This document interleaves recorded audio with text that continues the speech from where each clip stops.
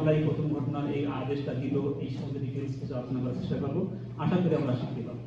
কারণ যেটা বলছিলাম যে কোরআনের প্রত্যেকটা ঘটনা আল্লাহ তাআলা যে মুসা আলাইহিস ঘটনাগুলো আছে এবং অন্যান্য নবীর যে ঘটনা আছে, আল্লাহ তাআলা শুধুমাত্র এই কাহিনী শোনানোর জন্য আল্লাহ তাআলা কোন কাহিনী বর্ণনা করেন না, এবং প্রত্যেকটা ঘটনার পিছনে আছে সকল যুগের জন্য শিক্ষা। এবং এইটাই হলো কোরআনের মর্যাদা। এক সময় এক যুগ আসবে এবং সেই যুগের জন্য যে শিক্ষা কিভাবে এক্সট্রাক্ট করা যায়, ওলামারা এই প্রত্যেকটা ঘটনা থেকে সেই যুগের জন্য শিক্ষা এক্সট্রাক্ট করতে পারবে, আল্লাহ সেই হিকমত সেই জামানার ওলামাকে দান করে। এবং এইটাই কোরআনের একটা মর্যাদা। যেমন প্রত্যেকটা ঘটনা সময়, স্থান এবং জাতি সব সীমা অতিক্রম করে প্রত্যেক জামানার মানুষের জন্য একটা চিরন্তন শিক্ষা আছে, এটাই কোরআনের মর্যাদা। যেমন সূরা ইউসুফের আল্লাহ তাআলা বলছে, লাকাদ কানা ফি কাসাসি ইবরাতুন লিউলিল আলবাব, নিশ্চয় কাহিনীতে আছে বুদ্ধিমানদের জন্য শিক্ষা। কি শিক্ষা? আমরা যখন অ্যানালাইসিস করে বুঝবো যে প্রত্যেকটা ঘটনার আল্লাহ কি শিক্ষা আছে, কিন্তু আমি ওই ঘটনার দিকে যাচ্ছি না আজকে, কারণ এই প্রত্যেকটা ঘটনার উদ্দেশ্য হলো চিন্তা করা, যদি পরিবর্তন আনার দরকার হয় পরিবর্তন আনা, সত্যকে গ্রহণ করা, সত্যের বাণীকে সত্যকে গ্রহণ করা এবং ভুল থেকে বাঁচা। আর এই ঘটনার আমি কেন ইন্সপায়ার হলাম এই তিনটি ঘটনা বর্ণনা করার জন্য, সেটা আমি একটু পরে বলি। কয়েক মাস আগে, দুই আড়াই মাস আগে এসএমসি মসজিদে উস্তাদ হিশাম আবু ইউসুফ উনি লন্ডন থেকে আসছিলেন। তো উনি সূরা বাকারার তিনটি ঘটনার পরে আলোচনা করছিল, সেই আলোচনার পরে ভিত্তি করেই আজকে আলোচনা।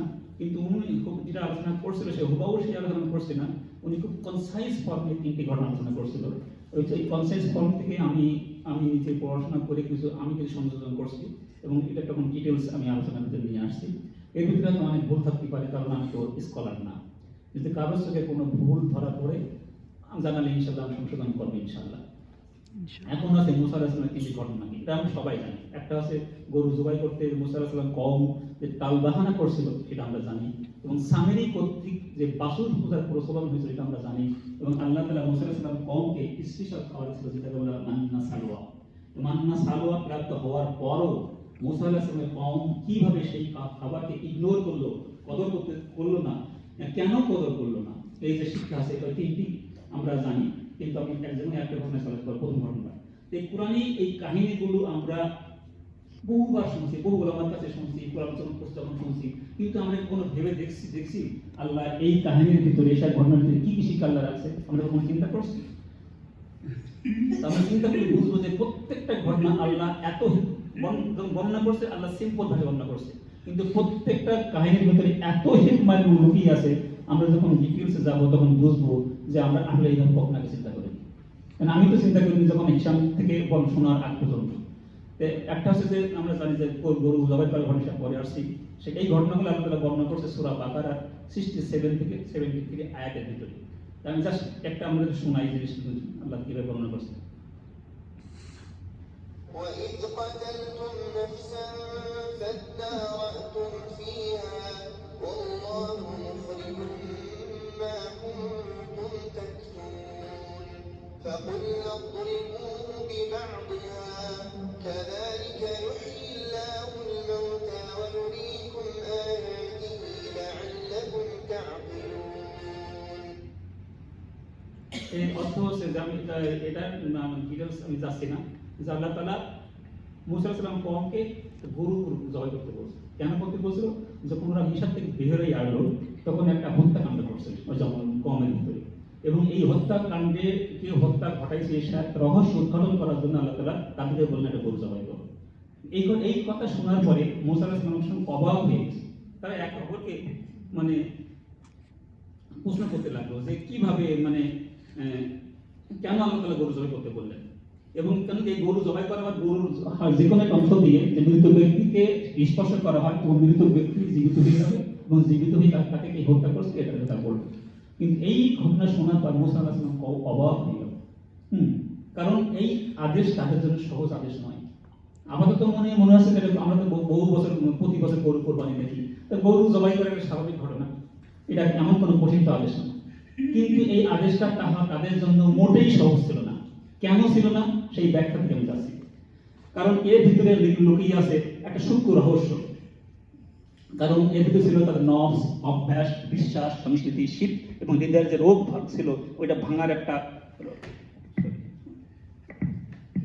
পরীক্ষা এটা ছিল, কারণ এটা একটা ছিল পরীক্ষা, এটা শল্য চিকিৎসা, এটা হৃদয়ের চিকিৎসা, এটা তাহুদ পুনরুদ্ধার করার জন্য একটা চিকিৎসা, তাদের যে অভ্যাস ছিল অভ্যাস ভাঙার প্রক্রিয়া একটা শিক্ষা ছিল, এবং তারা ভক্তি শ্রদ্ধা কে অতি উচ্চ স্থানে সমাসীন করছে, সেই অতি ভক্তি অতি শ্রদ্ধাকে ভেঙে তাদের ভিতরে তৌহিদের একটা বীজ বপন করা যে আল্লাহ কৌশল করতে, তার সারা একটা শিক্ষা ছিল।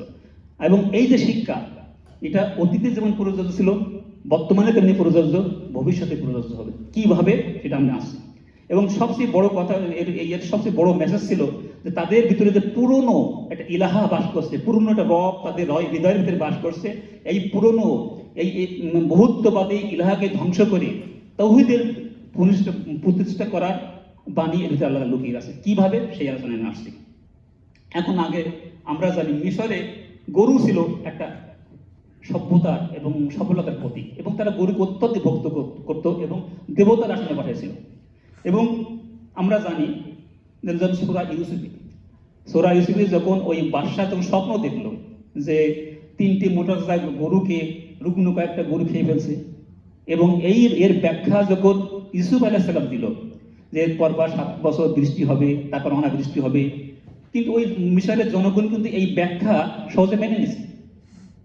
গরুর সঙ্গে এই স্বপ্নের ব্যাখ্যার অর্থটা কি, কেন জানে সমস্ত কথা আল্লাহ জানে এবং আল্লাহ তার নবীকে জানিয়ে দিয়েছে রহস্যটা কি, কিন্তু কম এই ব্যাখ্যার সঙ্গে ওই স্বপ্নের সঙ্গে এই যে ব্যাখ্যা দিল একটা 7 বছর বৃষ্টি হবে, তারপর খরা হবে, তারপর ইউসুফ আলাইহিস সালামের সঙ্গে একটা আমূল পরিবর্তন নিয়ে আসবে, মিশরের জনগণ কেন এটা সহজে মেনে নিল? এটা তো মানে স্বপ্নের সঙ্গে এই ব্যাখ্যা সহজে যায় না, কিন্তু তারা কেন মেনে নিল? কারণ ওখানে ওই স্বপ্ন দেখছিল গরু, আর গরুর প্রতি তার একটা অত্যধিক ভক্তি ছিল। এই ভক্তির কারণে কিন্তু তারা সহজে স্বপ্নকে মেনে নিছে। অর্থাৎ যে গরুর প্রতি তাদের যে গরুদের সফলতার প্রতীক, এবং বৃষ্টি হবে এবং দুর্দশা দূর হয়ে যাবে, এটা সহজে মেনে নিল। অর্থাৎ গরুর প্রতি ছিল তারা ভক্তি বিশ্বাস। অর্থাৎ যে গরুর প্রতি তাদের মিশরের জনগণ এত ভক্তি, যে গরু এত পবিত্র, যে গরু অপূর্বতার প্রতীক, সেই যে গরুকে তারা দেবতার আসনে পাঠাইছে। একটা হচ্ছে গরুদের জবাই মানে পূজা করার জন্য, বলি দেওয়ার উদ্দেশ্যে জবাই করছে, সেটা মেনে নিত।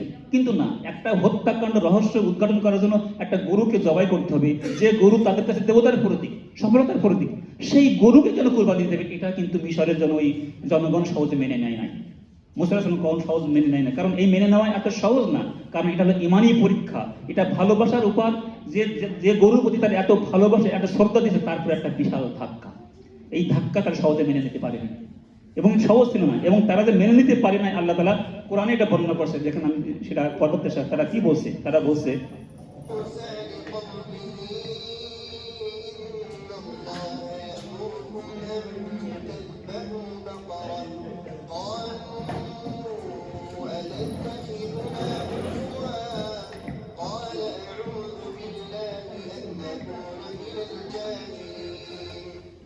অর্থাৎ গরু জবাই করার যে আদেশ আল্লাহ তাআলা দিয়েছেন, এই আদেশের মাধ্যমে তাদের হৃদয়ের অনেক দিনের লালিত একটা বিশ্বাস ভক্তি, যে গরুর প্রতি একবার বিশ্বাস, সেই বিশ্বাস আল্লাহ আঘাত নিয়ে আসলো। এই আঘাতটা সহজ না, কারণ আমি অনেক দিনে যে বিশ্বাস আমার হৃদয় লালিত করে রাখছি, সেই আঘাতটাকে আল্লাহ সেই বিশ্বাসটাকে আল্লাহ একটা আঘাত দিয়ে দিলেন। এই আঘাতটা তারা সহজে মেনে নিতে পারেনি, কারণ মেনে নেওয়ার সব মানুষ যখন যেটা বিশ্বাস করে, সেইটার পরে আঘাত মানুষ সহজে মেনে নেয় না, এবং তারাও মেনে নিতে পারেনি। এবং দেখেন এখানে একটা শিক্ষা আছে, মানুষ যখন ইমানদার হয়, ইমানের প্রথম আঘাত আসে মন থেকে, বাইরে থেকে না। প্রথম আঘাত নিজের মনের উপরে আসে। আল্লাহ তাদেরকে মনের বিশ্বাসের প্রথম আঘাতটা দিয়ে দিলেন। আমি বলতে চাচ্ছি যে মনে যে আঘাত আসে, সে আঘাত আসে মনের ভিতরে যে লালিত ভ্রান্ত বিশ্বাস আছে, লালিত আকীদা আছে, ইমানের পরীক্ষা ওই আকীদার পরে প্রথম আসে, এবং এটা মেনে নেওয়া সহজ না। এবং যুগে যুগে আমরা দেখছি সহজে সবাই মেনে নেয় নাই। এই জন্য তারা এটা মেনে নিতে প্রস্তুত ছিল না। কিন্তু আল্লাহ হিদায়াত তাকেই দেন যে মনকে প্রস্তুত রাখে। তারা কিন্তু মনকে প্রস্তুত রাখে নাই। পুরনো বিশ্বাসকে ভেঙে নতুন তৌহিদ ধারণাকে গ্রহণ করা, এটা তাদের জন্য সহজ নয়। আল্লাহ তাদেরকে হিদায়াত দেন যারা হিদায়াত গ্রহণের জন্য মনকে প্রস্তুত রাখে। এখান থেকে এটা শিক্ষা। হিদায়াতের দরজা তখনই খুলে যায় মন যখন সত্য গ্রহণের জন্য প্রস্তুত হয়। হিদায়াত দেওয়া আল্লাহর কাজ, কিন্তু হিদায়াত গ্রহণ করা মানুষের কাজ। আল্লাহ কাউকে জোর করে হিদায়ত দেন না। হিদায়ত গ্রহণ করার জন্য নিজের মনকে প্রস্তুত রাখতে হয়। হইতে পারে আপনার হিদায়তের জ্ঞান আছে, হিদায়তের সমস্ত সরঞ্জাম আপনার কাছে আছে, হিদায়তের সমস্ত বন্ধু বান্ধব পরিবেশ আপনার কাছে আছে, হয়তো হিদায়ত আপনার ঘরের দরজা পর্যন্ত পৌঁছাই গেছে, কিন্তু আপনি হিদায়ত যদি গ্রহণ না করেন, হিদায়ত আল্লাহ কখনো জোর করে কোনো মানুষকে হিদায়ত দিবে না। তাই যদি হতো, ইব্রাহিম আলাইহিস সালামের বাবা কিংবা চাচা যাই সে হিদায়ত পাইতো, নবী করিম সাল্লাল্লাহু আলাইহি সাল্লামের চাচা হিদায়ত পাইতো, কিন্তু তারা হিদায়তের জন্য সমস্ত ইসলামের জন্য প্রচুর সাহায্য করেছেন নবীর চাচা, কিন্তু হিদায়ত পান না, কারণ হিদায়ত গ্রহণের জন্য মনকে তিনি প্রস্তুত করেন নাই। আল্লাহ মানুষকে হিদায়ত দেওয়ার জন্য প্রথমে আঘাত দেন তার মনের উপরে। মন যদি প্রস্তুত হয় সমস্ত বাধাকে অতিক্রম করে হিদায়ত গ্রহণ করব, তখন তার জন্য আল্লাহ হিদায়ত গ্রহণকে সহজ করে দেন। আর আমরা যদি প্রস্তুত না হয়, আমি যে হিদায়তের পরিবেশেই থাকি এবং যদি আমার কাবা ঘরের ইমাম যদি আমার ভাইও হয়ে থাকে, আমি কাবার ইমামের যদি সন্তানও হয়ে থাকি, আমি যে সারা জীবন কাবা ঘরের ভিতরে বসবাস করে থাকি, আমি যে হিদায়ত গ্রহণ করার জন্য প্রস্তুত না হয়, কাবার ভিতরে থেকেও আমি হিদায়ত পাবো না। দুনিয়ার সমস্ত মুসলমান যদি আমার হিদায়তের জন্য দোয়া করে, তবুও আমি হিদায়ত পাবো না যদি হিদায়ত গ্রহণের জন্য আমি আমার মনকে প্রস্তুত না করি। আল্লাহ তাআলা এই গরু কুরবানির জবাই করার আদেশ দিয়ে প্রথমে তাদের মনের ঘরে আঘাত দিলেন যে তোমরা পুরনো ইলাহাকে, তোমাদের ভিতরে শিরকি ইলাহা আছে, ইলাহাকে আগে ত্যাগ করো, ত্যাগ করে একত্ববাদের ইলাহাকে গ্রহণ করার জন্য প্রস্তুত হও। যদি প্রস্তুত হও তখন আল্লাহ তাআলা হিদায়াত দেবে। এবং এরপরে আমরা আসছি, যেটা বলতে চাচ্ছিলাম যে হিদায়াত কখনো জোর করে ঢোকে না, হিদায়াতের দরজা আগে খুলতে হবে নিজেকে, তখন হিদায়াত হৃদয়ে প্রবেশ করবে। কারণ হিদায়াত দেওয়া আল্লাহর, কাউকে জোর জবরদস্তি করে হিদায়াত দেন না। হ্যাঁ, হিদায়াত দেওয়া আল্লাহর কাজ, আল্লাহ যে হিদায়াত না দেয় কেউ হিদায়াত পাবে না। কিন্তু হিদায়াত গ্রহণ করার জন্য প্রথমে আমার মনকে প্রস্তুত রাখতে হবে। এখন কিন্তু বনী ইসরাঈলের যে কওম, তারা আল্লাহর হুকুমকে নিজেদের যুক্তির সাথে মেলাতে পারেনি। এবং এই ঘটনার তাদের কাছে তারা ভাবছিল যে হত্যাকাণ্ড রহস্য উদ্ঘাটনের জন্য গরু জবাই কেন করতে হবে? যে গরুকে আমরা দেবতা এবং আমাদের সমস্ত প্রতীক হিসেবে ধরে নিয়েছি, কেন সেই গরুকে কোরবানি করতে হবে? তাদের যুক্তির সঙ্গে আল্লাহর এই হুকুম মেলাতে তারা পারেনি। মানুষ যখন আল্লাহর হুকুমকে নিজের যুক্তির সঙ্গে মেলাতে চায়, তখন সে হুকুমকে সহজে গ্রহণ করতে পারে না। কারণ এবং যেটা আমরা করে থাকি, আল্লাহর হুকুম যুক্তির জন্য নয়, আল্লাহর হুকুম আত্মসমর্পণের জন্য। মানুষের যুক্তির সঙ্গে মিলবে, আল্লাহ কখনো এরকম এই কন্ডিশনে যুক্তি হুকুম দেন না। হ্যাঁ, যুক্তির সঙ্গে মিলতে পারে, সহজে গ্রহণ করতে পারি, কিন্তু আল্লাহর সব হুকুম আমার যুক্তির সঙ্গে মিলবে না। কারণ আল্লাহর হুকুম আমার যুক্তির সঙ্গে মেলানোর জন্য নয়, আল্লাহর হুকুম আত্মসমর্পণের জন্য। এবং কারণ মানুষের জ্ঞান সীমিত আর আল্লাহর জ্ঞান অসীম। মানুষ যখন বলে হুকুমটা আমার যুক্তির সঙ্গে মেলে না, আমি বুঝতে পারছি না এটা কেন করতে হবে, এটা তো আমার জন্য আমার মানার কোনো লজিক নেই, তখন সে আসলে আল্লাহর হুকুমকে নিজের বুদ্ধির আদলে বিচার করতে চায়। আর এমন অবস্থায় আল্লাহর হুকুমকে গ্রহণ করা সহজ নয়। বনী ইসরাঈলের কওমটা সেটাই করছিল, এজন্য আল্লাহর হুকুমকে তারা সহজভাবে গ্রহণ করতে পারেনি। আবার যুক্তি যখন নফসের দাস হয়, তখন আল্লাহর হুকুম অনেক ভারী লাগে। মানুষ যখন যুক্তি, কারণ মানুষের যুক্তি কখনো নিরপেক্ষ থাকে না, কারণ মানুষের যুক্তি থাকে নিজের নফস, অভ্যাস, আরামের দ্বারা প্রভাবিত।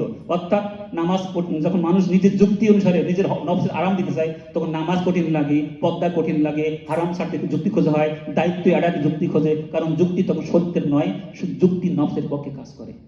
আর নফসের যে যুক্তি নফসের পক্ষে কাজ করবে, সেই নফস হিদায়াত পাইতে পারে না। এজন্য ইসলাম মানার আগে ইসলামের সৌন্দর্য হলো যাকে ইসলাম মানা, তারপর বোঝা, তারপর যুক্তির গভীরতা যাওয়া। মানুষ যখন মেনে নিবে যে ওয়াতানা সামিওয়ানা, শুনলাম মানলাম, মানুষ যখন এইভাবে প্রস্তুত থাকবে, তখন সে যুক্তির আরো গভীরে যাবে, তখন সে আরো ইতমিনান পাবে, শান্তি পাবে যে আল্লাহর হুকুম এত সুন্দর। কিন্তু আগে যদি বুঝতে চাই, বুঝে তারপর মানতে চাই যে আমার যুক্তি যদি মেলে তখন মানবো, অসম্ভব। কারণ আল্লাহ আমার কন্ডিশন, আল্লাহ আমাকে হিদায়াত দেন না, আল্লাহ হিদায়াত দেবেন আল্লাহর কন্ডিশনে। এই জন্য এই যখন মন আগে বুঝবো, তারপর মানবো, এরকম থাকে, তখন আল্লাহর হুকুমকে আমার কাছে অত্যধিক কঠিন মনে হবে। আর যখন কঠিন মনে হবে, আমার মানুষের নফস এমন ভাবে তৈরি, মানুষের সব নফস সবসময় আরাম চায়। আর মানুষ যখন এই নফস যখন আরামের দিকে যাবে, তখন আল্লাহর হুকুম পছন্দ করবে না। এখন আমার সময় দেখা যায় আমরা এক হুজুরের মাসালা পছন্দ না হলে আমরা অন্য হুজুরের কাছে যাই, কারণ আমার নফস সেটা চায় না। অনেক সময় আমি যেটা চাচ্ছি এই মাসালা আমার পক্ষে নেই, অর্থাৎ কিন্তু এটাকে বলা এক্সকিউজ অ্যাভয়েডেন্স, আমি সেটা পরে যাচ্ছি।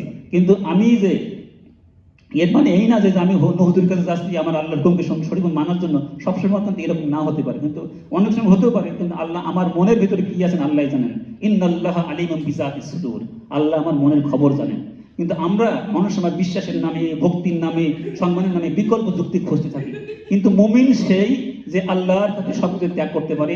মুমিন অপারগ হলে আল্লাহর কাছে ক্ষমা চায়, কিন্তু আল্লাহ আর রাসূলের বিধানের বিরুদ্ধে যুক্তি স্থাপন করা কোনো মুমিনের কাজ নয়। তাই ইহুদিরা এটাও ভাবতে পারে নাই, এবং যে তাদেরকে আল্লাহ গরু জবাই করতে বললেন। আল্লাহ তাআলা বলছে কুল আতাত্তাখিজুনা হুজুহান, তারা বলেছিল বলেন এই তুমি কি আমাদের সাথে ঠাট্টা করছো? আল্লাহ যখন মুসা আলাইহিস সালামকে গরু জবাই করতে বললেন তখন তারা মানতে পারে নাই, কারণ আমাদের দেবতাকে যাকে সফলতার প্রতীক হিসাবে এতদিন বিশ্বাস করছে একটা হত্যাকাণ্ড উদ্ধার করার জন্য আল্লাহ গরু জবাই করতে বললো। কোরআনে আল্লাহ তাআলা তারা বলছে কুল আতাত্তাখিজুনা হুজুহান, হে মুসা তুমি কি আমাদেরকে ঠাট্টা করছো, আমাদের গরু জবাই করতে হবে? কারণ গরু ছিল সংস্কৃতির প্রতীক, মানসিকতার প্রতীক, পুরনো বিশ্বাস ঘটনার তাদের টান ছিল। তাই আল্লাহর হুকুমকে যখন তারা যুক্তির সঙ্গে মিলাতে পারে নাই, তারা মানতে রাজি হয় নাই। তাই আল্লাহর হুকুমটা তাদের কাছে অপ্রত্যাশিত এবং কঠিন মনে হয়েছিল, কারণ এটাই ছিল তাদের জন্য ইমানি পরীক্ষা। আল্লাহ আল্লাহ তাদের এটাই ইমানি পরীক্ষা যে আল্লাহর হুকুম বড় নাকি নিজের সংস্কৃতি, নিজের অভ্যাস বড়, নাকি নিজের প্রথাগত ভক্তি বিশ্বাস বড়। এইটাই আল্লাহ শিক্ষা দিচ্ছে, কোনটা তোমাদের কাছে বড়, তোমাদের কাছে তোমাদের ভক্তি শ্রদ্ধা বিশ্বাস, না তোমাদের বিশ্বাসের উপর আঘাত আনিত আল্লাহর হুকুম, কোনটা বড়? এইটা তাদেরকে আল্লাহ এই পরীক্ষা তাদের কাছে নিয়েছিল, এবং এই পরীক্ষার যুগে আল্লাহ তাআলা আমাদের কাছ থেকে নিয়েছেন। এখন দেখেন ইমানের পরীক্ষা আমাদেরও আছে, ইমানের পরীক্ষা তাদের ছিল, কিন্তু প্রত্যেকের ইমানের পরীক্ষা অনেক হইতে পারে যে আমাদের কাছে মনে হচ্ছে যে গরু জবাই করতে সহজ, তারা কেন গরু জবাই করলো না? কিন্তু প্রত্যেকের কাছে ইমানের পরীক্ষা তার আপেক্ষিকতাই কঠিন হতে পারে। মানুষ মনে করতে পারে যে অমুকের জন্য আল্লাহ পরীক্ষা নিয়েছে, এটা সহজ করে না কেন? কিন্তু আল্লাহ জানে ইমানের পরীক্ষা তার আপেক্ষিকতা, তার পারিভাষিকতা তার কাছেই কঠিন। প্রত্যেকের কাছে প্রত্যেকের ইমানি পরীক্ষা কঠিন, কিন্তু হয়তো আমার কাছে সহজ হতে পারে। যেখানে মানুষের পরীক্ষা হয় মানুষের দুর্বল জায়গায়, আল্লাহ মানুষকে পরীক্ষা নেন যেখানে মানুষ দুর্বল, অর্থাৎ যেখানে তার ইমান নড় পড়ে হতে পারে, আল্লাহ সেই জায়গায় পরীক্ষা নেন যে ওইখান থেকে সে উত্তীর্ণ হতে পারে কিনা। যেখানে মানুষ নব দুর্বল, যেখানে হৃদয় নরম, যেখানে ভয় বেশি, যেখানে অন্যের নেতৃত্ব মানা আমার পক্ষে মন চায় না, যে আমার অবস্থানের বিপক্ষে, সেখানেই আসে আল্লাহর পরীক্ষা। তাই প্রত্যেক পরীক্ষা তার কাছে কঠিন মনে হয়। আর মুসা আলাইহিস সালামের কওমের কাছে পরীক্ষাটা আসলে এরকম, তাদের সাপেক্ষে তাদের পরীক্ষা অত্যাধিক কঠিন। অনেক সময় দেখি অমুক ভাইয়ের পরীক্ষা আসছে, আমি ও কেন এটা পারলো না, তো সহজ পরীক্ষা নো, তার পারিপার্শ্বিকতা, তার যে আপেক্ষিকতা আমরা জানি না, তার আপেক্ষিকতায় তার জন্য কঠিন। অনেক সময় দেখা যায় যে পরীক্ষা, যেটা বলছে পরীক্ষা মানে নিজের অভ্যাসকে বদলানো, নিজের নফসের বিরুদ্ধে দাঁড়ানো, আরামের জায়গাকে ছাড়ানো, এবং এগুলো স্বভাবতই কঠিন। গরু জবাই কাছে তাদের কাছে আমাদেরকে সহজ মনে হলো, তাদের কাছে সহজ ছিল না, কারণ এটা তাদের ভক্তি বিশ্বাস এবং ইমান বদলানোর পরীক্ষা। মানুষ যে অবস্থানে থাকে নফস চাই সেই অবস্থানে থাকতে, কারণ নফস সবসময় আরাম পছন্দ করে। আর এটা ছিল তাদের ইমান বিশ্বাস বদলানোর পরীক্ষা, এটা অত সহজ নয়, এই জন্য তারা পারেনি। এই জন্য লাস্টে ইহুদিরা যখন বুঝতে পারলো যে এটা আল্লাহর হুকুম, তাদেরকে মানতেই হবে, এটা অ্যাভয়েড করার কোনো উপায় নেই, তখন তারা টাল বাহানা শুরু করলো। তখন তারা বিভিন্ন প্রশ্ন জানতে চাইলো, কোন ধরনের গরু, যাতে কোন রং কি, বয়স কিরকম, কি করতে হবে, তো এগুলো তারা বিভিন্ন প্রশ্ন জিজ্ঞাসা করলো। আপাতত শুধু মনে হচ্ছে তারা খুব ধার্মিক, কারণ তারা সূক্ষ্মভাবে আল্লাহর দিনকে মানতে চাচ্ছে। এটা গরু বয়স কত হবে, রং কিরকম হবে, অন্যান্য স্বভাব কিরকম হবে, আপাতত মনে হচ্ছে তারা দিনকে মানার জন্য খুঁটিনাটি জানতে চাচ্ছে। যেটা আগে বললাম না, ইন্নাল্লাহ আলিমুম বিযাতিস সুদূর, কিন্তু আল্লাহ জানেন তাদের মনের খবর।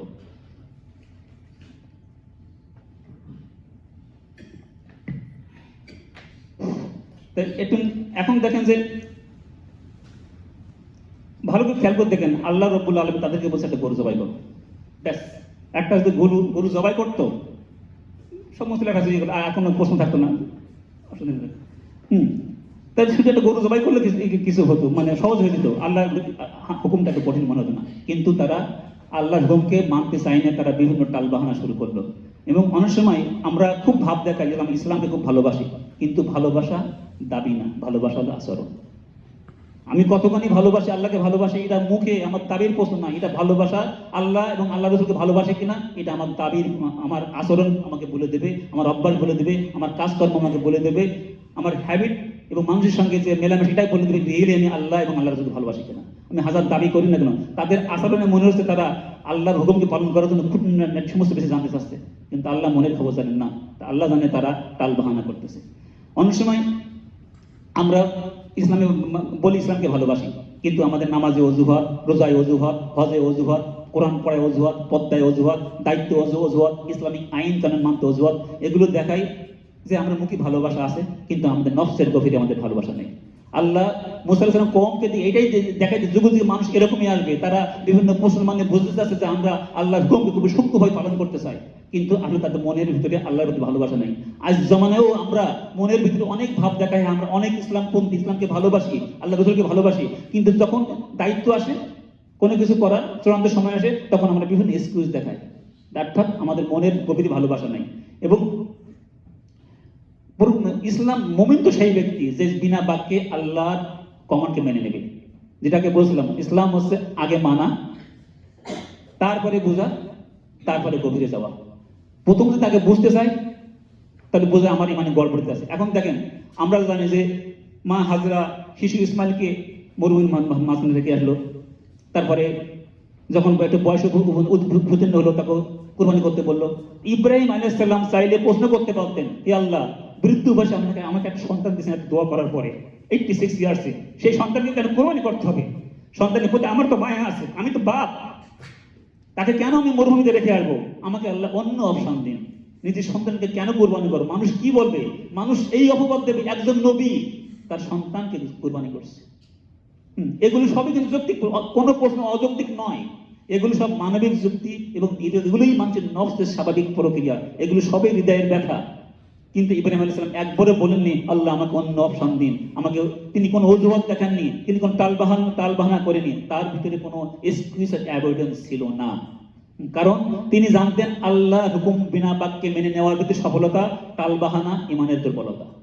যখনই কোনো মানুষ টালবাহানা দেখাবে, এক্সকিউজ অ্যাভয়েডেন্স দেখাবে, বুঝতে হবে তার ইমানের ভিতরে দুর্বলতা আছে। এটা আমি দেখালে বুঝতে হবে আমার ইমানের ভিতরে দুর্বলতা আছে।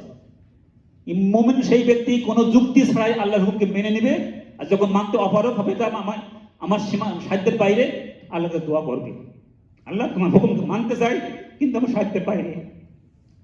সরি, এই সূরা বাকারা আল্লাহ বলছেন আল্লাহ মানুষের সামর্থ্যের বাইরে কোনো দায়িত্ব চাপাই দেন না। হ্যাঁ, আল্লাহ কখনো দেন না। যদি মনে হয় এটা আমার সামর্থ্যের বাইরে, তখন আল্লাহকে দোয়া করবে, আল্লাহ তোমার হুকুমকে মানতে চাই কিন্তু আমার অক্ষমতা তুমি জানো, আমাকে সাহায্য করো। আল্লাহ কোরআনে বলছে মানুষের সাধ্যের বাইরে কখনো দায়িত্ব চাপাই দেন না।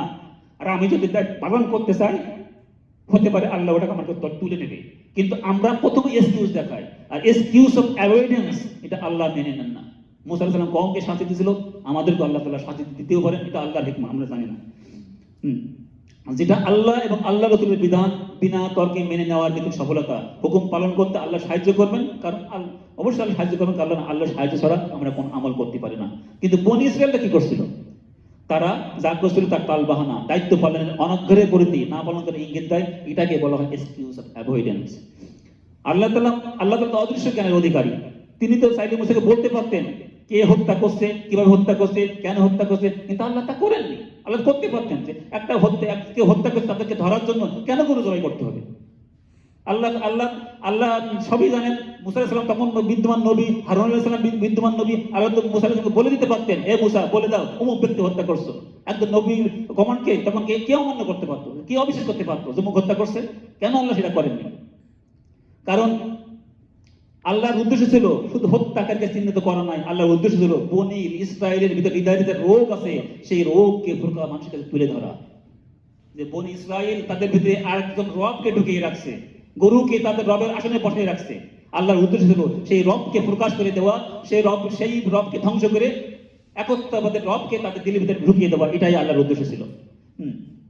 এখন দেখেন যে মিশরী ধর্মে গরু ছিল পবিত্র, উর্বরতার প্রতীক, দেবতার প্রতীক, সভ্যতার প্রতীক, এই মানসিকতা তাদের হৃদয়ে গভীরভাবে কেটেছিল। তাই আল্লাহ এমন একটি হুকুম দিলেন যা তাদের আভ্যন্তরীণ বিশ্বাস ও কুসংস্কার ভেঙে খান খান করে দেয়। অর্থাৎ আল্লাহ তাদের ঐতিহ্যগত বিশ্বাস, অভ্যাস, ভক্তির উপর আঘাত আনলেন এবং ইমানের পরীক্ষা দিলেন। এই ঘটনার মাধ্যমে রব্বুল আলামিন বনী ইসরায়েলের বিষয়তে গভীর কুসংস্কার আছে, সেটাকে দূর দিয়ে তাদের ভিতরে সত্যের চিরাগ জ্বালানোর জন্য আল্লাহ ব্যবস্থা করলেন। অর্থাৎ এই গরু জবাইয়ের আদেশ হলো একটা আত্মাধিক সার্জারি, যেখানে এর মাধ্যমে আল্লাহ দেখালেন তারা আল্লাহর হুকুমের চেয়ে রীতিকে বড় মনে করে। তারা তৌহিদের জ্ঞানের আলো পেলেও তাদের ভিতরে সে অন্ধকারের বিশ্বাস এখনো লুকাই আটকে আছে। তারা তাদের সত্যকে যুক্তির আদলে বিচার করতে চায়, যেটা আমরা এখনো করি। অর্থাৎ এটা ছিল তাদের অন্তরে যে রোগ ছিল, সেই রোগকে প্রকাশ করার পরীক্ষা।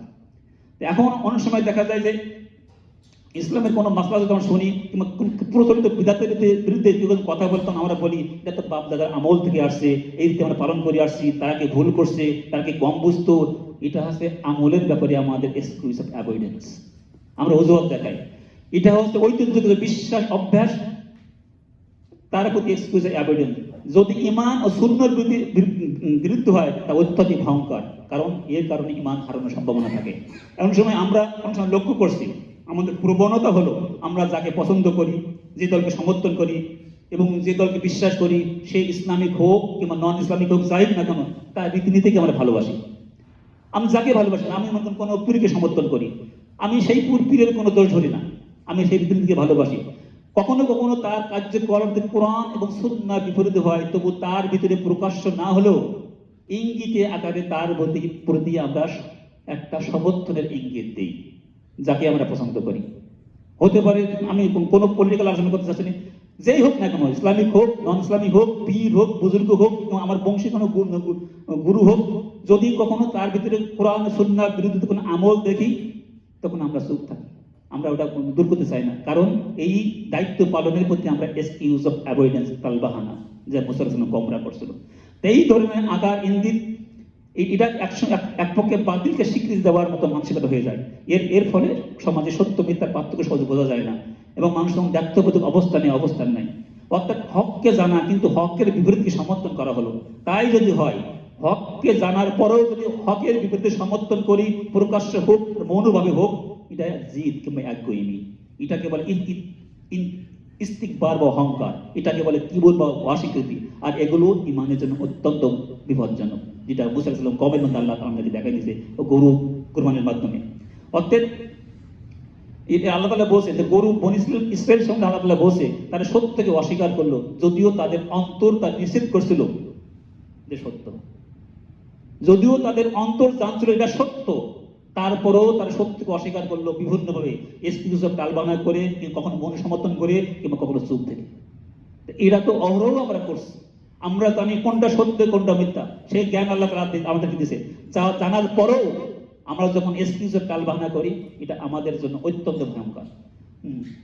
কারণ আমি একটু স্কেচ করতে চাচ্ছি, আর এটা কারণ এটা ইমান হারানোর দিকে নিয়ে যায়। কারণ অন্তর হক জানে কিন্তু বাহিরের নফ, স্বার্থ, সমাজের চাপ কিংবা নিজের সম্মানের কারণে আমরা এটা চেপে থাকি, আমরা অর্জন করি।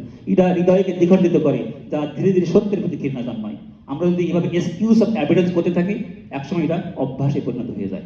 অতএব আর এরা দেখেন আমরা বিভিন্নভাবে আমরা এক্সকিউজ অফ এভিডেন্স আমরা করতে থাকি, কোনো আমল পালন না করলে আমরা অন্য বিভিন্ন যুক্তি দেখাই। কয়েকটা উদাহরণ আমি দিই।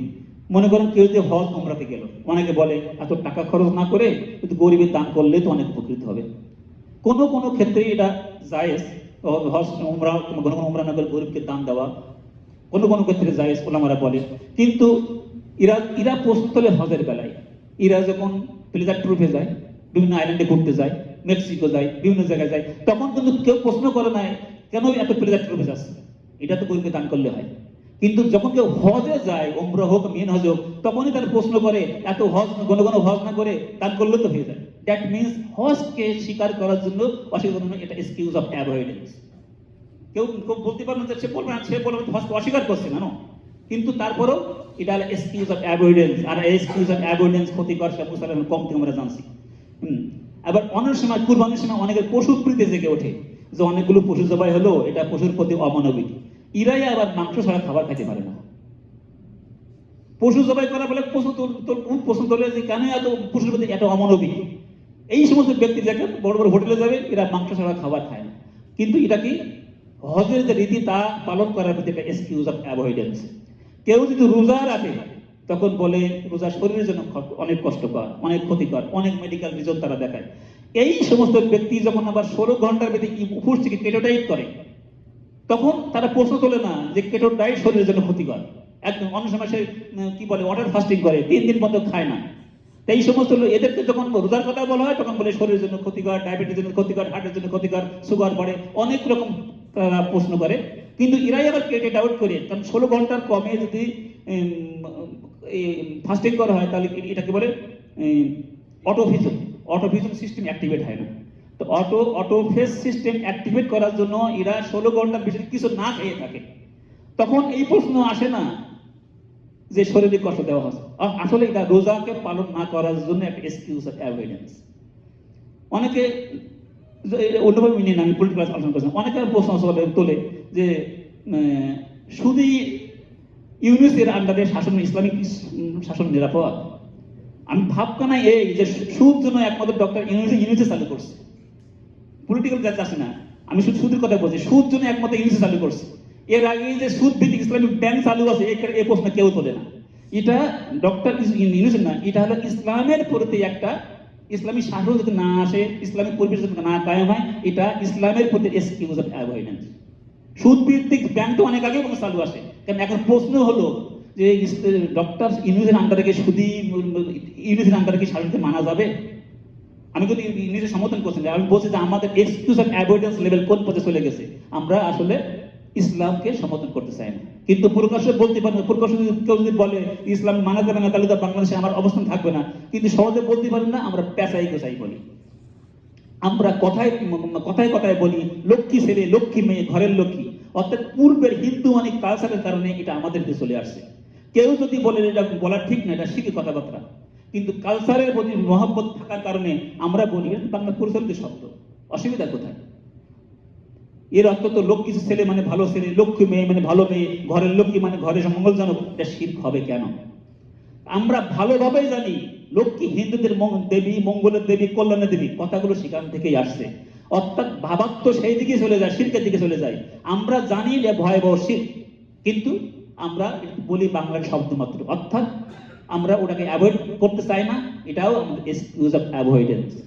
আমরা জানি এই কথাটার মূল উৎস শিরক, কিন্তু আমরা এটা বাংলা শব্দ বলেই ঘরের ভিতরে আমাদের হটকি মানে, আমি ওকে বলি এরা ঘরের লক্ষ্মী, নাম নাকি লক্ষ্মী মানে যে ভালো মঙ্গল করবে, আমার ছেলে আমার ঘরের লক্ষ্মী মানে কি, আমার ছেলে আমার ঘরে থাকবে, আমার মঙ্গল নিয়ে আসবে, দ্যাট মিনস সে হিন্দু দেবীর প্রতি সমর্থন করা হলো।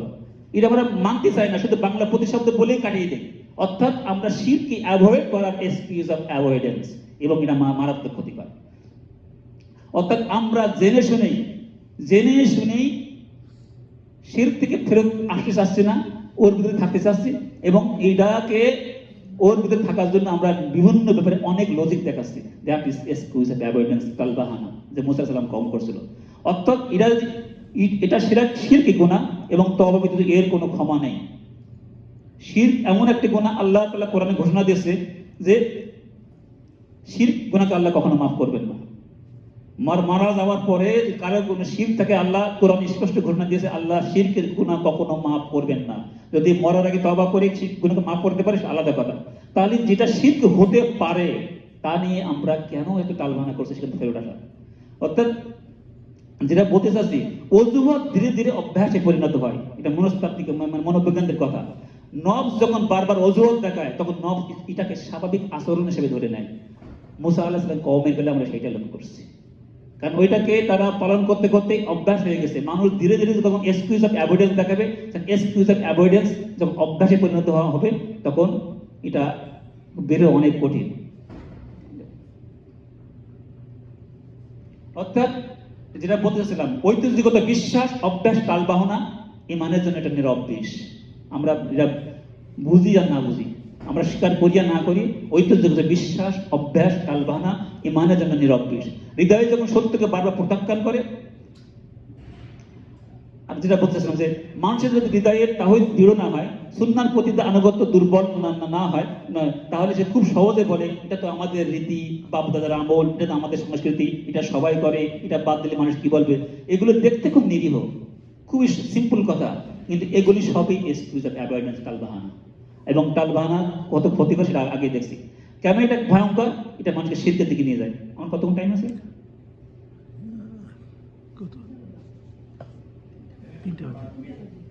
আচ্ছা, শেষ করছি। এখন এক্সকিউজ যে অ্যাভয়েডেন্স, যেটা আমি এড়াই যাই।